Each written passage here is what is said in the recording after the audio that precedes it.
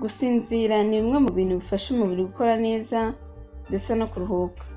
Akenshi usanga abantu bamwe bafite ikibazo cy'uko babura ibitotsi mu masaha y'ijoro, bityo bigatuma badasinzira neza cyangwa ugasanga ahubwo babyuka bumva bacitse intege kurenza uko baryamye bameze. Ese wari uzi ko gusinzira wambaye ubusa bishobora gutuma usinzira neza cyane kandi bikanongera ubudahangarwa bw'umubiri wawe ndetse n'uburumbuke ku gitsina gabo? Mbere y'uko turebera hamwe ibyiza byo kuryama wambaye ubusa, ndakwibutsa gukanda subscribe ndetse ngusaba kuza kurangiza ino video kugira ngo ubashe gusobanukirwa byinshi by'ubwenge ndetse no kumenya byinshi utari uzi. Gusinzira wambaye ubusa byongera uburumbuke ku bagabo, bikaba ari ubushakashatsi bwakozwe na National Institute of Child Health and Human Development, Maryland and Stanford University, buvuga uburyo abagabo bagera kuri 500 bakurikiranywe mu gihe kingana n'amezi 12. Abo bashakashatsi bafashe abagabo bamwe bakajya basinzira bambaye boxer, noneho abandi bakajya basinzira bambaye ubusa. Ubushakashatsi bwagaragaje ko abasinziriye bambaye ubusa intanga zabo zari zifite imbaraga kandi ko zakozwe ku bwinshi, mbega ingano y'intanga zabo yari nyinshi kurenza iz'abasinziriye bambaye boxer.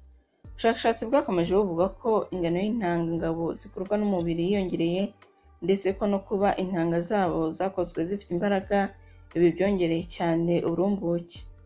Ikindi kandi byagaragaye ko abasinziriye bambaye boxer intanga zabo zagaragaje DNA yangiritse ku kigero cya 25% kurenza abasinziriye bambaye ubusa.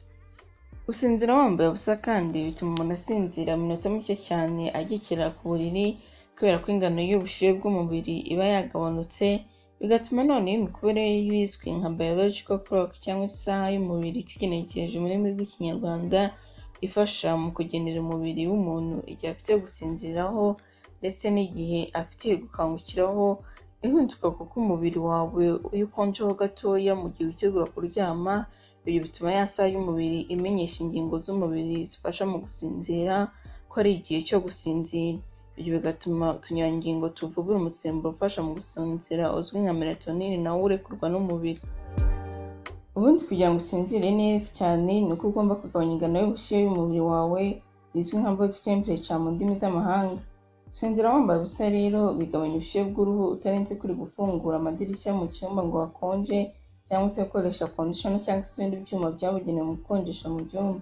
Ikindi kandi gusinzira wambaye ubusa bifasha mu kurwanya umubyibuho ukabije kubera ko ubushyuhe bw'uruhu busa nk'aho buba bwagiye hasi, noneho ingingo z'umubiri nk'umwijima, urwagashya ndetse n'izindi ngingo zigakora cyane, bityo bigafasha mu itakaza ry'ibiro. Ibyo nanone bikarinda kuba warwara indwara zijyanye n'umubyibuho ukabije nka obesity, umutima ndetse n'umuvuduko w'amaraso. Mu by'ukuri gusinzira wambaye ubusa bituma umuntu asinzira neza kandi igihe kirekire, bigatuma umubiri uruhuka neza uko bikwiye ndetse umuntu akanabasha gusinzira amasaha ari hejuru ya 6 mu ijoro. Ibyo bikarinda kurwara indwara z'umutima, stroke ndetse na diabete. Ikindi kandi gusinzira wambaye ubusa bituma umuntu anyurwa cyane n'uwo ari we ndetse no kumva unyuzwe n'umubiri wawe. Ibyo bikagabanya kuba wakumva wiyanze bitewe n'imiterere y'umubiri wawe itameze uko ubyifuza, ndetse bikanarinda indwara y'agahinda gakabije cyangwa se depression mu ndimi z'amahanga. Ikindi kandi byongera umubano hagati y'abashakanye bitewe n'uko imibiri yanyu yegeranye cyangwa se ikorana nta mwenda. Ibi bituma hari umusemburo urekurwa n'umubiri uzwi nka oxytocin, nanone uzwi nka cuddle cyangwa se bonding hormone cyangwa se the love drug. Uyu musemburo ukaba utuma urukundo hagati y'abashakanye rwiyongera nk'uko izina ribisobanura. Ikindi kandi bituma wumva ukunda guhora uruhande ndetse bikanongera akanyamuneza hagati y'abashakanye nk'uko tubikesha ubushakashatsi bwakorewe muri University ya Harvard. Uretse kandi kuba wumva utabangamiwe n'imyenda kubera ko waryamye wambaye ubusa, bituma imyanya y'ibanga cyangwa se indangagitsina ihumeka umwuka mwiza. Ibyo bikagabanya kuba warwara indwara ziterwa n'amabakiteri atandukanye hamwe n'amafanga.